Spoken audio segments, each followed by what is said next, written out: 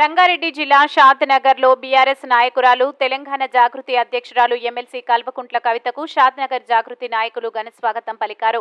హైదరాబాద్ నుండి మహబూబ్ నగర్ వెళ్తున్న సమయంలో షాద్నగర్ పట్టణంలోని దూసకల్ బైపాస్లో ఒక హోటల్ వద్ద కొద్ది సమయం ఆగారు. ఈ సందర్భంగా కవితకు జాగృతి ఆధ్వర్యంలో రాజ్యాంగ నిర్మాత డాక్టర్ బిఆర్ అంబేద్కర్ చిత్రపటాన్ని బహుకరించారు.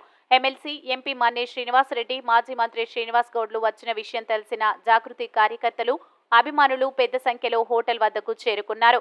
కార్యకర్తలను అందరికీ ఆప్యాయంగా పలకరించి వాళ్లతో ఫోటోలు దిగారు.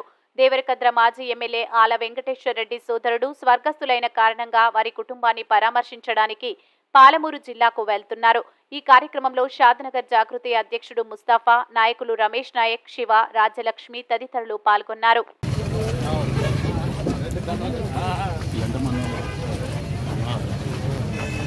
కవితక్క గారి నాయకత్వం.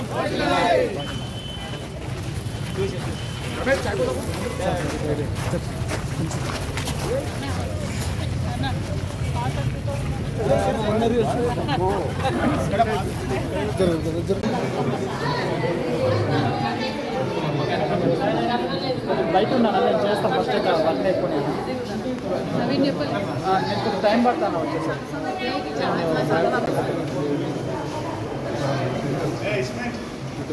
నేను చూస్తాను, చూస్తా. ఆ షాప్లో దొరుకుతుందన్నారు, నేను చూస్తాను, నేను చేపిస్తాను అన్నారు.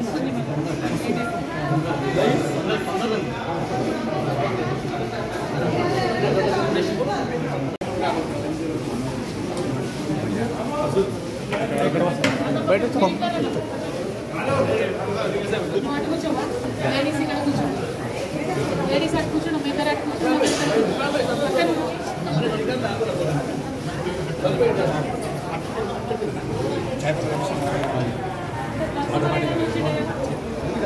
నరసింహారెడ్డి గారు